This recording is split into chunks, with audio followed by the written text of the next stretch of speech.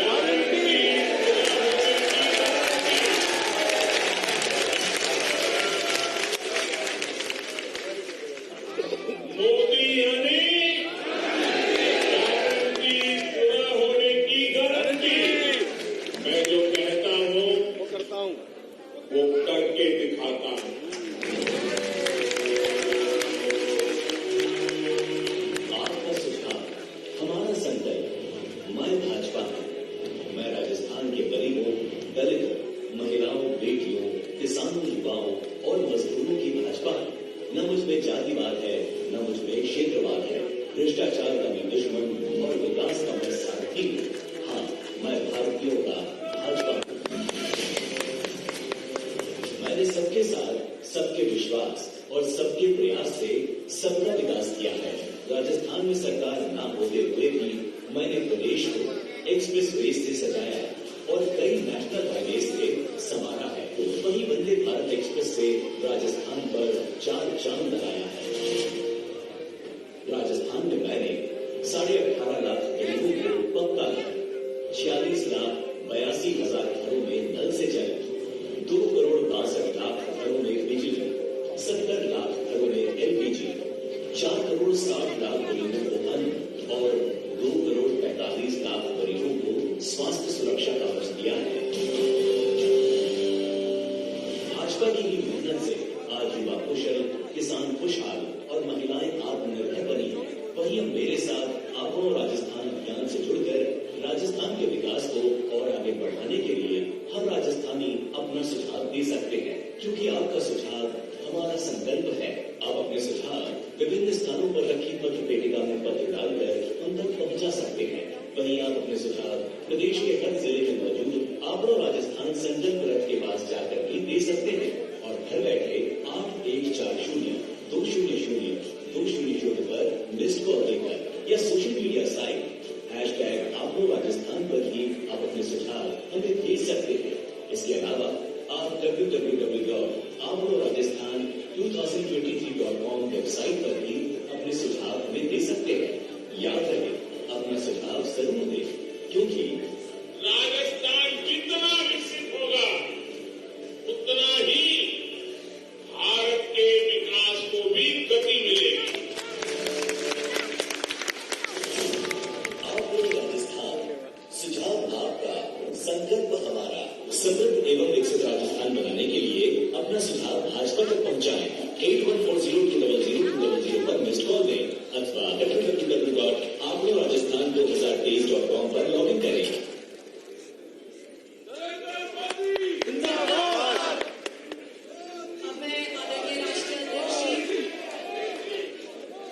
मंचासी सभी नेताओं से निवेदन करूंगी कि वो अभियान के टोल फ्री नंबर का पोस्टर द्वारा अनावरण करें। आदरणीय राष्ट्रीय अध्यक्ष जी। हरि ओम स्वस्ति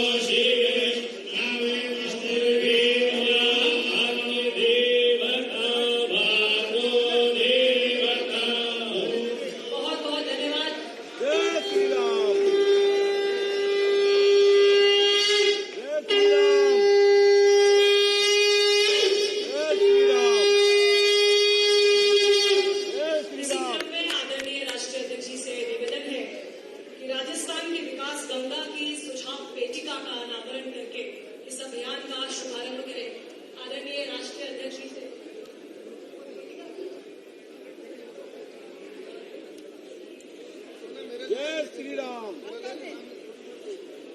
मैं निवेदन करूंगी आदरणीय राष्ट्रीय अध्यक्ष जी से कि आप बैठ जाओ, लेकिन माइक को सुझाव पेटिका जिसमें राजस्थान के विकास की गंगा जिसमें आप लोग सुझाव हमें देंगे उसका अनावरण करें।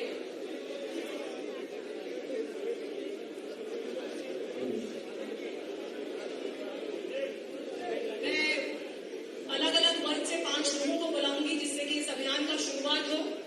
श्री महावीर जी जो मूर्तिकार है, श्री दुर्गालाल जी, श्री डॉक्टर सर्वेश अग्रवाल, श्रीमती एकता जैन और श्री सूर्यांश गुप्ता। पीछे आ जाओ, पीछे। सूर्यांश गुप्ता युवा आकर के और सुझाव पेटिका में अपने सुझाव डाले। आदरणीय राष्ट्रीय अध्यक्ष बैठ जाओ। आज इस अभियान की शुरुआत कर रहे हैं जिसमें सुझाव पेटिका अलग अलग वर्ग से आए हमारे प्रतिनिधियों द्वारा किया जा रहा है।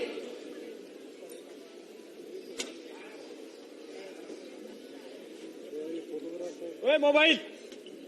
हमारे साथ श्री महावीर जी जो मूर्तिकार हैं, मूर्तिकार वर्ग से आए हैं। श्री दुर्गालाल जी जो माली फूल वाले हैं। डॉक्टर सर्वेश अग्रवाल जी जो डॉक्टर है, वो सब हमारे बीच में रहे। आपका बहुत बहुत धन्यवाद राष्ट्रीय अध्यक्ष जी। गुलाबी नगरी में आज हमारे राष्ट्रीय अध्यक्ष जेपी नड्डा जी पधारे हैं। हर कार्यकर्ता से जुड़े रहते हम सभी के लिए खुशियों की आहट लाए हैं। शालीनता व संघर्ष की अद्भुत मिसाल जो संगठन में अनुशासन के परिचायक हैं। विश्व की सबसे बड़ी राजनीतिक पार्टी के अध्यक्ष आदरणीय श्री जेपी नड्डा जी को मैं विनम्र निवेदन करूंगी कि आज वो हमारे बीच में आए और अपनी ओजस्वी वाणी से हम सबका मार्गदर्शन करें। आदरणीय राष्ट्रीय अध्यक्ष हम चाहेंगे तालियों की गड़गड़ाहट के साथ में राष्ट्रीय अध्यक्ष का हम स्वागत करें।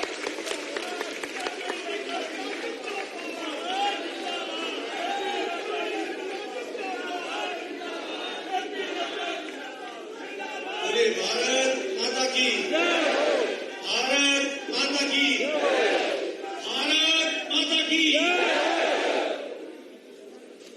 आज के इस कार्यक्रम में मंच पर विराजमान भारतीय जनता पार्टी के प्रदेश के जुझारू अध्यक्ष और संवेदनशील अध्यक्ष सम्मानीय श्री सीपी जोशी जी, भारतीय जनता पार्टी की राष्ट्रीय उपाध्यक्षा, पूर्व में मुख्यमंत्री रही सम्मानीय वसुंधरा राजे सिंधिया जी, हमारे नेता प्रतिपक्ष राजेंद्र राठौर जी, हमारे प्रदेश के प्रभारी चुनाव के दृष्टि से और भारत सरकार में मंत्री भाई प्रहलाद जोशी जी, आपके अपने और भारत सरकार में विधि मंत्री सम्मानीय अर्जुन राम मेघवाल जी, राष्ट्रीय महामंत्री और हमारे प्रभारी और राज्यसभा में मेरे साथी सम्मानीय अरुण सिंह जी, हमारे बहन राष्ट्रीय मंत्री अलका गुर्जर जी, हमारे विधानसभा में उपनेता पूर्व में अध्यक्ष रहे मेरे वरिष्ठ साथी सम्मानीय सतीश पूनिया जी, राज्यसभा में मेरे साथी घनश्याम तिवारी जी, राज्यसभा में मेरे साथी हमारे किरोड़ीलाल मीणा जी, हमारे राघव शर्मा जी, हमारे सांसद जिनको मैं जयपुर नरेश कहता हूं, रामचरण बोरा जी, श्री रमा चोपड़ा जी जिला प्रमुख जयपुर और सौम्या जी जो मेयर हैं, सम्मानित मंच और इतनी बड़ी संख्या में एकत्र आए भारतीय जनता पार्टी के सांसदगण, विधायकगण, पूर्व में मंत्री रहेगण और हमारे पार्टी के सभी वरिष्ठ पदाधिकारी और बड़ी संख्या में आए हुए पार्टी के वरिष्ठ कार्यकर्ता बंधु, मीडिया के मेरे साथी, प्रिंट मीडिया और इलेक्ट्रॉनिक मीडिया के मेरे साथी, मुझे आंकड़ों राजस्थान सुझाव आपके और संकल्प हमारा इस कार्यक्रम में आने का सौभाग्य मिला है। मैंने आने से पहले इस बात को अपने साथियों से चर्चा की कि जब मैं जयपुर आऊं और ऐसे शुभ कार्य का प्रारंभ करूं तो सबसे पहले तो मोती डुंगरी हमारे गणेश मंदिर गणपति भगवान का आशीर्वाद लेकर के इस कार्यक्रम को प्रारंभ करें और इसीलिए सबसे पहले मोती डुंगरी जाकर गणपति जी के आशीर्वाद लेकर और अपने कार्यक्रम को सफल बनाने का संकल्प लेकर प्रार्थना करके आज इस कार्यक्रम में हम शिरकत कर रहे हैं। पुनः मैं गणपति भगवान का नमन करता हूं, गोविंद महाराज को नमन करता हूं।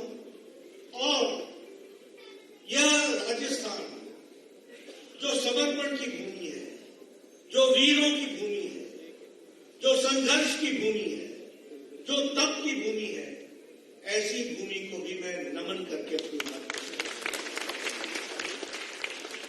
आज अर्जुन राम मेघवाल जी ने आपके सामने विस्तृत रूप से ये सुझाव, आपका संकल्प, हमारा, इसकी बारीकियों के बारे में आपसे चर्चा की। अभी अभी आपने पार्टी की एक छोटी सी फिल्म भी देखी जिसमें सारी बातें विस्तृत रूप से बताई गई।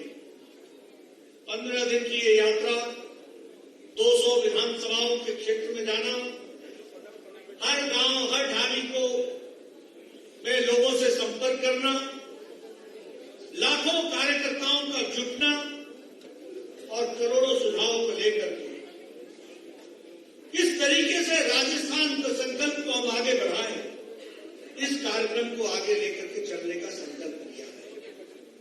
मुझे बताया गया कि 50 LED वैन्स लगभग 200 विधानसभाओं में जाएंगी। ऑफलाइन और ऑनलाइन, डिजिटल और ऑन ग्राउंड, दोनों तरीके से सुझाव को इकट्ठा करेगी।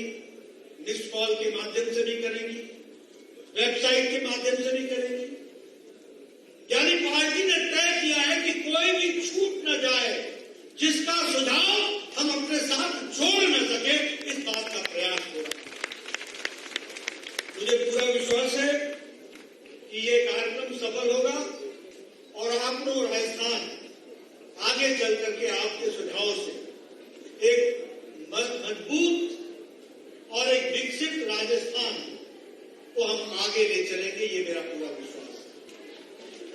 मैं यहाँ ये भी आपको बताना चाहता हूं कि संकल्प पत्र का अर्थ क्या है, और मैं चाहूंगा कि हमारे कार्यकर्ता इस बात को समझ लें कि भारतीय जनता पार्टी जब कोई संकल्प पत्र निकालती है तो वो राजनीतिक दस्तावेज ही नहीं होता है। वो राजनीतिक दस्तावेज की तरीके से पार्टी के कार्यालय में पड़ा हुआ एक दस्तावेज के रूप में ही नहीं होता है।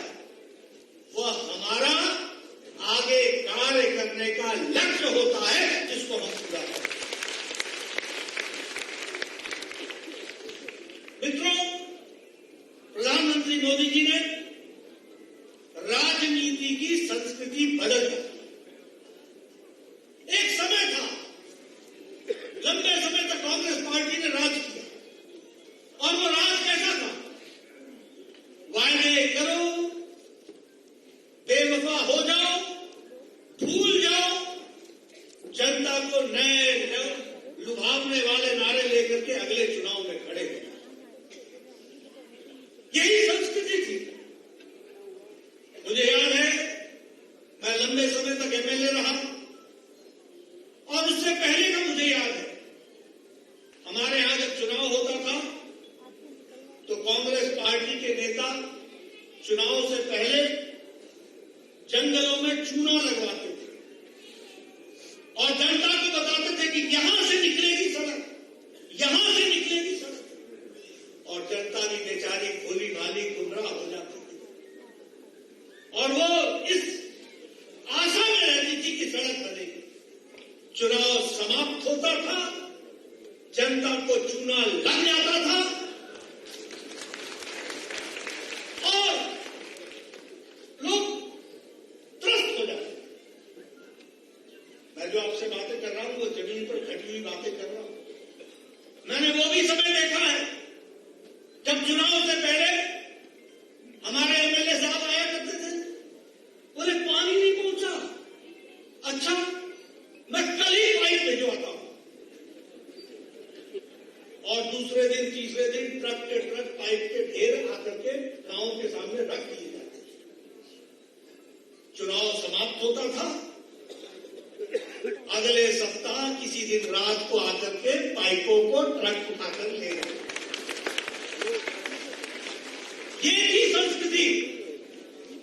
मोदी जी ने संस्कृति को बदला और रिपोर्ट कार्ड की राजनीति शुरू की। जो कहा है वो करेंगे, जो करेंगे उसको आगे बढ़ाएंगे। और अब तो ऐसी संस्कृति आ गई, अब तो ये संस्कृति आ गई, जो कहा था वो किया है, जो नहीं कहा था वो भी करके दिया है। इस तरीके के और इसलिए सेवा, सुशासन, गरीब कल्याण ये भारतीय जनता पार्टी के कार्यकर्ताओं के साथ जुड़ा हुआ है। मैं यहां कहना चाहता हूं, जब हम ये बात कहते हैं कि हमने जो कहा वो किया और अपने वायदों को भूले नहीं, जनता भूल गए तो उसको भी भूलने नहीं दिया। अगर हमने बाल तिरकर ने कहा कि जम्मू कश्मीर भारत का अभिन्न अंग है, 370 हटेगा, तो हम एक चुनाव लड़ते गए और जिस दिन संख्या हमारी हो गई उस दिन धारा 370 को मोदी जी की इच्छा शक्ति ने और अमित शाह की रणनीति ने धाराशाही कर दिया। ये हमने कहा।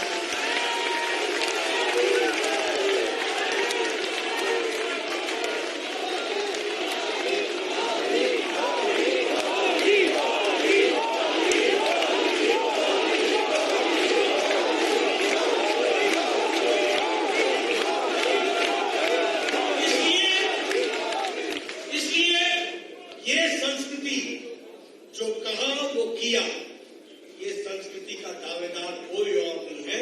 ये है तो हमारे नेता आदरणीय मोदी जी हैं और भारतीय जनता पार्टी है। इस बात को जरूर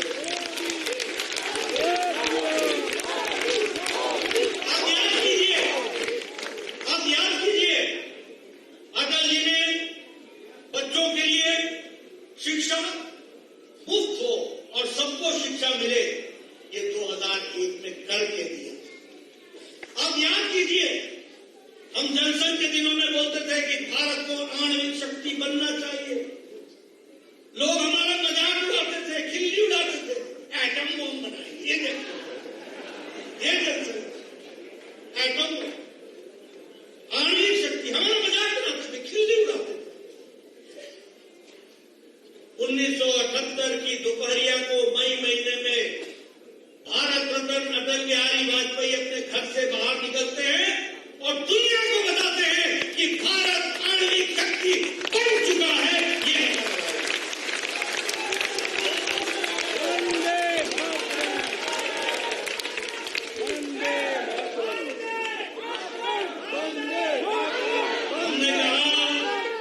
हमने कहा हम मंदिर वहीं बनाएंगे।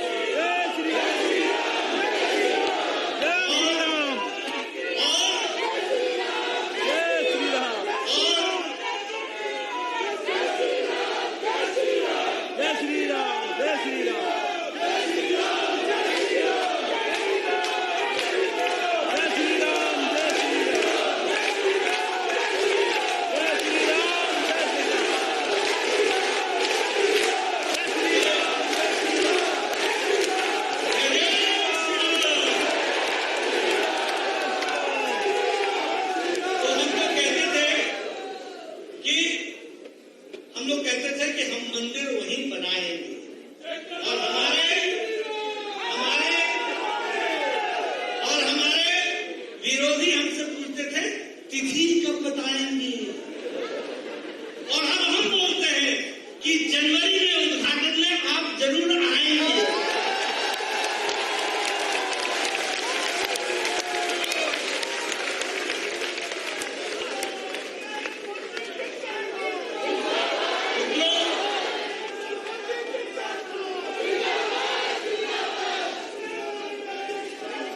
हमने वो भी दिन देखा है, हमने वो भी दिन देखा जब स्वर्गीय राजीव गांधी को 21वीं शताब्दी में से पहले ये कहा जाता था कि ये मिस्र की नई दिशा देगा, नई उमंग के साथ कार्य को आगे बढ़ाएगा और आगे का भविष्य बहुत उज्जवल होगा। महिला शक्ति को ताकत दी जाएगी,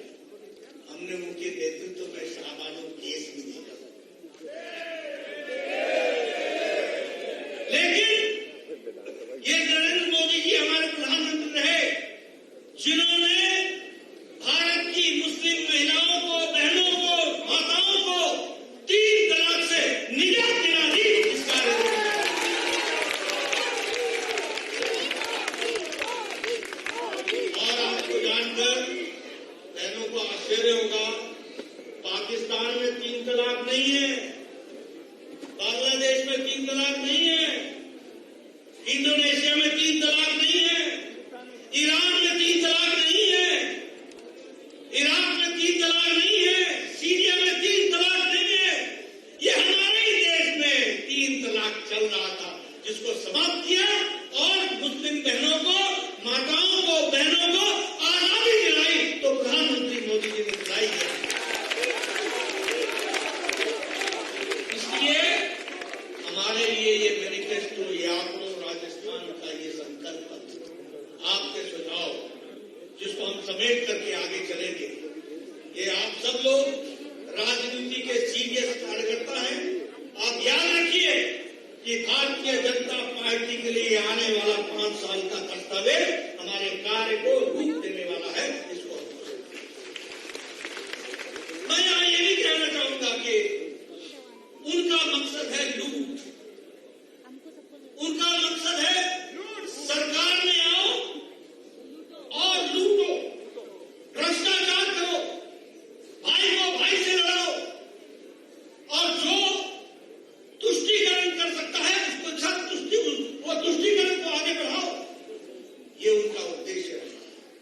लेकिन हमारा उद्देश्य प्रधानमंत्री मोदी जी के नेतृत्व में गांव, गरीब, वंचित, पीड़ित, शोषित, दलित, महिला, युवा, किसान, इनको ताकत देने का है और इनको मजबूती देना है। इसलिए प्रधानमंत्री गरीब कल्याण अन्न योजना 80 करोड़ की जनता को 5 किलो गेहूं या 5 किलो चावल पहुंचाना, ये सिर्फ पहुंचाना ही नहीं है, इसका फर्क ये पड़ा है कि इंटरनेशनल मॉनिटरी फंड अब ये बोलता है, IMF बोलता है कि भारत की गरीबी 12% घट गई है और अति गरीबी 1% से भी कम आ गई है। ये बदलता भारत। प्रधानमंत्री आवास योजना, महिलाओं को उसकी ताकत देना, उज्ज्वला योजना, उजाला योजना, सौभाग्य योजना, स्वच्छता अभियान, इज्जत घर देना। आपको मालूम है कितनी संख्या है इज्जत घर की? 12 करोड़। यानी 12 करोड़ बहनें अपने दैनिक नित्य कर्म के लिए सुबह और शाम सूर्यास्त और सूर्योदय का इंतजार करती थी। कैसी जिंदगी जीती थी? क्यों नहीं देश के नेताओं को यह ध्यान में आया और क्यों मोदी जी का इंतजार करना पड़ा, जिनके आने के बाद 12 करोड़ इज्जत घर देकर 12 करोड़ महिलाओं और परिवारों को इज्जत देने का यह बदलता भारत। मैं गांव से आता हूं, इससे आपसे बोलता हूं। गांव में माताएं 5 बजे उठ करके लकड़ी काट के लाती थी, कीली लकड़ियां जलाती थी, फूक फूक करके और धुआं देती थी, फेफड़े खराब करती थी। आज गैस का चूल्हा, सिलेंडर उपलब्ध है। ये बदलता सशक्तिकरण वाला भारत। आयुष्मान भारत, कितने लोगों को? 55 करोड़ लोगों को आयुष्मान भारत। भारत की आबादी का 40% हिस्सा गरीब लोग 5 लाख रुपए का हेल्थ कवर हर साल देने का काम किया तो नरेंद्र मोदी जी की सरकार। इसलिए गांव, गरीब, वंचित, पीड़ित, शोषित, दलित, इन सब की चिंता करने का काम जो है वो भारतीय जनता पार्टी की सरकार ने किया है। यहां भी क्या आपके यहां नेशनल हाईवे नहीं बने? क्या यहां वंदे भारत ट्रेन नहीं चल रही? आप बताइए, यहां हाईवे नहीं बने? क्या यहां एयरपोर्ट नहीं बने? अब आपने हमको दिल्ली का टिकट दिया था तो दिल्ली से जो काम हो सकता था वो करके दिया है। समय आ गया है अब राजस्थान का भी टिकट दो, यहां भी हम विकास करते हैं।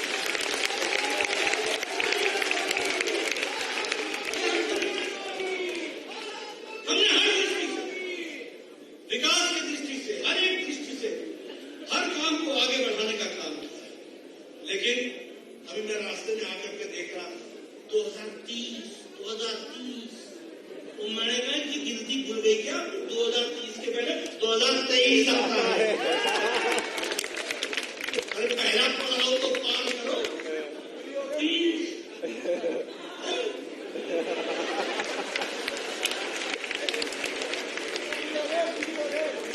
पहले साहब गुलटनिया खा जाओगे। ये ऐसे होगा फुलटनिया बोलते हैं। यहाँ गुलाटी बोलते हैं। गुलाटी अब देखिए बड़ी इंटरेस्टिंग बात, 5 साल तो आप लगे रहे, सचिन कहाँ जाता है, कौन है उसके साथ, आपस में खींचा तानी 5 साल गुजार दिए। मैं सही बोल रहा हूँ नहीं बोल रहा हूँ? सही बोल रहा हूँ नहीं बोल रहा हूँ?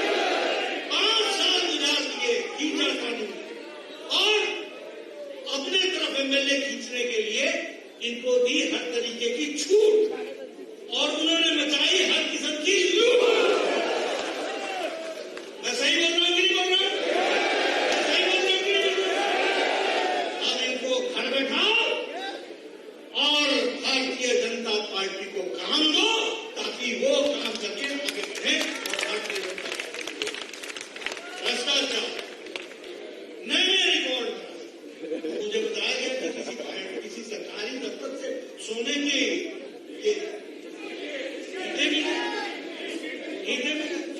देखो लक्ष्मी जी कहाँ विराजमान है। अगर नीयत इतनी माड़ी हो तो कार्यालय में भी, सचिवालय में नोट, ये सब क्या बताता है? ये बताता है कि ऊपर से नीचे तक अखंड भ्रष्टाचार। और हमने लाल किताब तो सुनी थी, आज लाल डायरी भी सुन लो। लाल डायरी, और लाल डायरी एक ने दिखाई नहीं कि मंत्रिपरिषद से छुट्टी, उसकी छुट्टी, लेकिन भरतपुर के एमएलए का पति जो रेप और मर्डर केस में फंसा है, उसकी छुट्टी नहीं। ये बताता है कि भ्रष्टाचार से समझौता और तुष्टीकरण से नाता, यह है गहलोत साहब। यह है हाथी के दांत दिखाने के और खाने के, और यह है खड़ियाली आंसू बहाने का तरीका। ऐसी सरकार को रहने देना है क्या? रहने देना है क्या? मित्रों, मैं इसलिए आपको बोल रहा हूं कि जिस तरीके से गहलोत सरकार ने काम किया है वो हम सबके सामने है। घोषणा पत्र में जो बातें कही, अभी वसुंधरा जी ने बहुत अच्छे तरीके से बताया, 1, 2, 3 10 तक गिनती की। अब वो तो आएंगे नहीं, अब वो छोड़ो, उनकी बहन वैसे तो कहीं भी कोई महिला उत्पीड़न हो जाए तो दौड़ के सुबह पहुंच जाती है, लेकिन राजस्थान आना हो तो रणथंभौर जाते हैं। तब नहीं आता, जहां महिला उत्पीड़न याद नहीं आता। ये राजनीति के दोहरे मापदंड, ये राजनीति के दोहरे खेल। राजस्थान की जनता भोली जरूर है, लेकिन समझदार है। राजस्थान की जनता भोली जरूर है, लेकिन अपना हक जानती है, अपना हित जानती है, और इसलिए मुझे पूरा विश्वास है। अब मैं आपके सामने ये कौन कौन सी बातों को रखूं? अगर मैं उत्पीड़न की बात करूं, आज पिछले 6 महीने 3406 रेप केस, 300। अगर मैं बात करूं प्रतापगढ़ में उस आदिवासी महिला को निर्वस्त्र करके और उसके साथ जिस तरीके का सलूक हुआ, वो हम सबको मालूम। अलवर में 16 साल की बच्ची नाबालिग, उसके साथ गैंग रेप हुआ।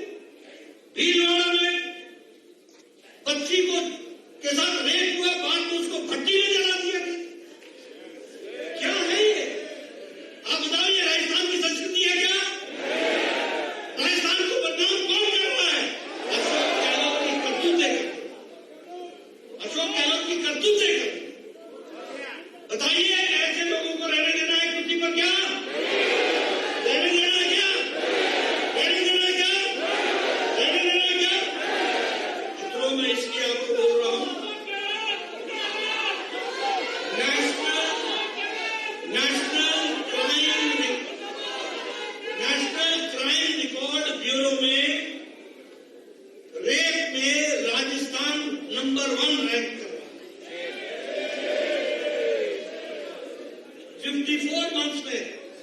54 महीनों में 10 लाख केसेस हुए, 10 लाख केसेस। ह्यूमन ट्रैफिकिंग में महिलाओं को ह्यूमन ट्रैफिकिंग में राजस्थान सबसे ज्यादा संख्या है। और उसी तरीके से अगर हम देखें तो यहां महिलाओं के साथ तो जो हो रहा है तो हो ही रहा। यहां शहीद पुलवामा की विधवा बहनों के साथ भी जिस तरीके का सलूक हुआ वो भी हमने देखा। अगर मैं तुष्टीकरण की बात करूं तो रामनवमी के पर्व पर लाउड स्पीकर को रोक दो, नहीं बजने दो, रामद्वारे को तोड़ दो और दूसरों के साथ तुष्टीकरण करो। कन्हैया जैसी घटनाएं हो जाती है, ये हिम्मत होती है। बोलिए ऐसी सरकार को रहने देना है क्या जिसमें इस तरह की घटना हो? तो मैं इसलिए आपको बताना चाहता हूं, ये आंकड़ों राजस्थान, इसको आंकड़ों में ठीक करना है, हम लोगों ने ठीक करना है, इसको रास्ते पर लाना है। हम भारतीय जनता पार्टी के कार्यकर्ता, हम एनडीए के सिपाही हैं। हमारा उद्देश्य होना चाहिए कि हम राजस्थान को बदलेंगे। अभी मैं वसुंधरा जी से पूछ रहा था, आपके जमाने में इन्वेस्टमेंट के लिए कितनी कमिटमेंट हुई थी? बोला 1,30,000 करोड़। मैंने कहा जमा कितना था? बोले 3 साल में 73,000 करोड़। मैंने कहा गहलोत के जमाने में? बोले इंडस्ट्रीज तो आया ही नहीं, भाग गया, और आया भी तो मीठी मीठी बातें करके चला। आप इस तरीके से राजस्थान चलने देंगे क्या? चलने देना है क्या? इसलिए मित्रों मैं आपको सिर्फ यही बताने आया हूं, यह कोई दस्तावेज नहीं रहने वाला है। आपका सुझाव, हमारा संकल्प, यह हमारी अगली 5 साल की यात्रा का संकल्प बनने वाला है और उसको हम आगे बढ़ाएंगे।